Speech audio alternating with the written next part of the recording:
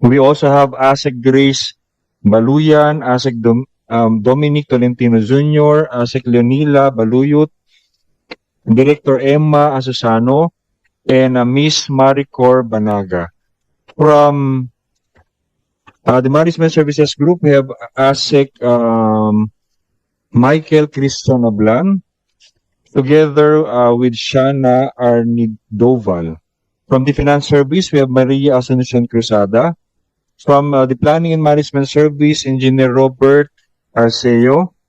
From Supply Chain Logistics Group, we have Jonathan Cabaltera, Miss Monique Amante, Miss Taltrelye Lugtu, Miss Bianca Asiñas Aga.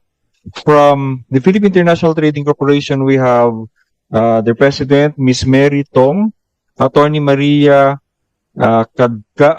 Kakdakgis, and Mr. Oliver Magpili.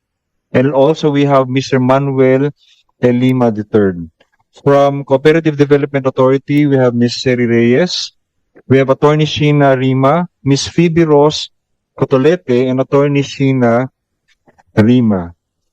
From the Liaison Office for Legislative Affairs, we have Maria Concepcion Simeon, Mr. Francis Sune, Mr. Bonnie Antolin, Ms. Zerica Ramirez, Ms. Patricia Austria. From the attached agencies of DTI, from the Bureau of Investment, we have Attorney Paula Mariviador and Mr. Christian Salcedo. And that's all, Mr. Chair. Thank you for your presence in this committee hearing. This is the first hearing after its organization, as you have witnessed. Salamat po sa inyong panahon at alam ko pong kayo'y busy rin. Ngunit kailangan po nating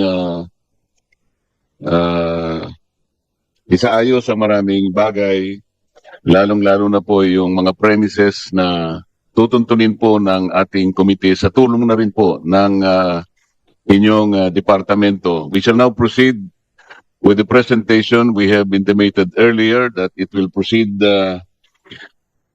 as follows. The first presentation will be the DTI's priority legislative agenda, followed by the Philippines external trade relations, and finally the implementation status of recently enacted measures by the committee in the 19th Congress, in that particular order. So we call now on ASEC Christian Ablan. Thank you, Mr. Chair. Good morning po. Good morning also to Senator Legarda.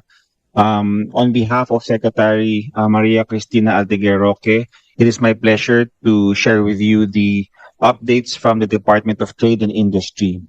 The DTI was created under Executive Order number 133 of 1987. And next slide, please. We will show you the main mandates of the DTI. First is on international trade and foreign investments. Second is on consumer protection and fair trade. And finally, on MSME development. Next slide shows you that the DTI mandates have been divided into 4 organizational outcomes. Our first OO is on exports and investments increased, and that's under our Exports and Investment Development Program. Our second OO is on industries developed, and our third OO is on MSMEs assisted and developed. And finally, we have consumer welfare enhanced, divided amongst consumer protection program and consumer education and advocacy program. Next slide. Under the leadership of Secretary Maria Cristina Roque, she has instructed us to focus on international trade, export and investments promotion, particularly on halal development, the priority clusters, and in the creative industry. Insofar as consumer protection is concerned, her instructions are to focus on internet transactions as well as vape. And finally, of course, coming from MSME development. Next slide shows you the DTI strategic direction, particularly for MSME development, since Secretary Roque comes from that sector. First is on digitalization and artificial intelligence to empower our MSMEs to embrace technology. Second is on diversification, acknowledging that MSMEs need to diversify their businesses. Third is on funding, and that's the reason why we have Small Business Corporation to ensure that our MSMEs have access to finance to grow their business. Another strategic direction under Secretary Roque is to look into franchising of our small businesses. And finally, in mentoring and learning. Next slide. The committee secretary already mentioned the different offices of the DTI as well as our attached agencies. But for record purposes, under the DTI Office of the Secretary or DTI OSEC, we have 28 bureaus, service offices, and project management offices. We have 16 regional offices, 79 provincial and city offices. We also have our Foreign Trade Service Corps, and we have 29 posts. We have 7 attached agencies, 6 corporations, and we have 1,408 negosyo centers. Insofar as manpower complement is concerned, Mr. Chair, the total number of DTI officials and staff, including our attached agencies and corporations, runs at 4,492 warm bodies. For DTI OSEC alone, 2,234, and we have a 86.19% filled up po. Next slide, Mr. Chair, already shows you the DTI's legislative agenda for the 20th Congress, which we submitted to the President and to the PLLO as well as to both chambers.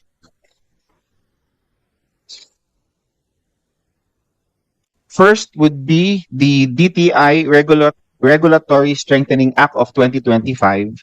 The DTI Regulatory Strengthening Act of 2025 aims to expand DTI's mandate in terms of empowering the agency to enforce and update consumer protection laws, trade regulations, and standards to adapt to evolving markets and technologies, granting the agency the authority to conduct inspections and investigations of businesses, including online platforms, designating the Bureau of Philippine Standards as the lead agency for developing and enforcing product standards, certification and compliance, enhancing the national accreditation body's powers to accredit conformity assessment bodies, and allocating operational funds for the retained fees and fines to improve DTI's capacity with provision for a special fund. Next, Mr. Chair, is a bill that has been listed as one of the LEDAC's 40th priority measures, and this is the amendments to the Magna Carta for MSMEs. The proposed amendments to this bill are to set to improve access to finance, market visibility, and mentorship infrastructure for MSMEs through reforms such as the creation of the MSME Promotions Agency, a GOCC attached to the DTI, leading relative efforts for this purpose, increasing SB Corp's authorized capital stock from 10 billion to 50 billion, the creation of a startup fund for MSMEs sourced from the MSMED Fund and DMBE Fund, enhance MSME market access in terms of government procurement and mandatory share of rentable space in commercial establishments, and the institutional strengthening of the MSMED Council. Next is the amendments to the Safeguard Measures Act. The proposed amendments to the Safeguard Measures Act intend to remove unnecessary restrictions imposed under existing RA 880 and would align the law with international trade agreements and the World Trade Organization's Agreement on Safeguards. Additionally, it would increase responsiveness to the current needs of domestic industries and implementing agencies while ensuring that the application of the measure is in the public's interest. Next would be the amendments to the Anti-Dumping Act of 1999. The proposed amendments seek to reflect the actual activities in the conduct of initiation of anti-dumping investigation and provide discretion and/or power to the Secretary to impose a more equitable anti-dumping duty on imported goods, if the same would address the injuries suffered by the domestic industry. Additionally, it would include anti-circumvention provisions to cover imports of like products being consigned via third countries or that are undergoing a change in the pattern of trade. Next, we have the Pondo sa Pagbabago at Pag-asenso or P3 Act, which intends to ease the constraints and challenges to MSMEs, particularly on access to financing by seeking to create the P3 Fund, which shall be lent out to qualified MSMEs through SB Corp and its accredited partner financial institutions. The fund's features are as follows: loanable amount of individual loans to be set and regularly reviewed by the MS-Med Council, effective interest rate not exceeding 1% per month for direct lending and 2.5% per month for lending through accredited PFIs.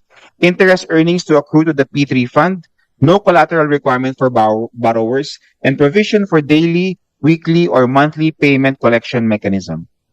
Next, we have the amendments to the Intellectual Property Code, seeking to grant full, original, and exclusive jurisdiction over admin complaints involving IP rights to the IPOFIL, and empower the IPOFIL to issue blocking, takedown, or cease and desist orders to combat piracy and protect intellectual property rights online, among others. Mr. Chair, we will be submitting the descriptions of the other bills. In the interest of time, I will just read the titles of the rest of the measures.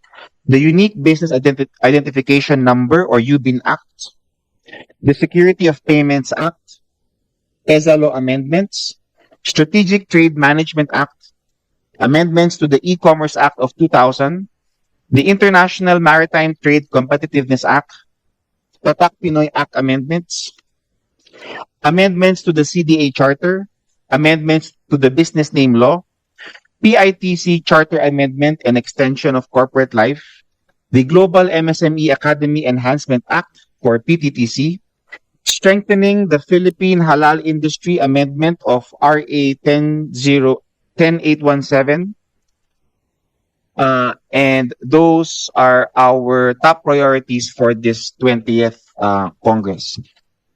Before I proceed to the updates on recently enacted measures, I now turn over the floor, with your permission, Mr. Chair, to Undersecretary Alan Hepty to give the committee updates on the country's trade relations.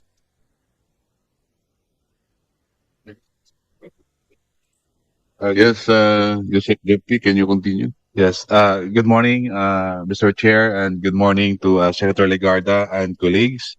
For purposes of our updates on international trade relations, we have prepared a PowerPoint presentation. So I'd like to request to Secretariat to please upload the same. So for this presentation, Mr. Chair, there are four areas that we intend to cover. Next slide, please. So basically, I will give you a brief overview of the trade situation of the country.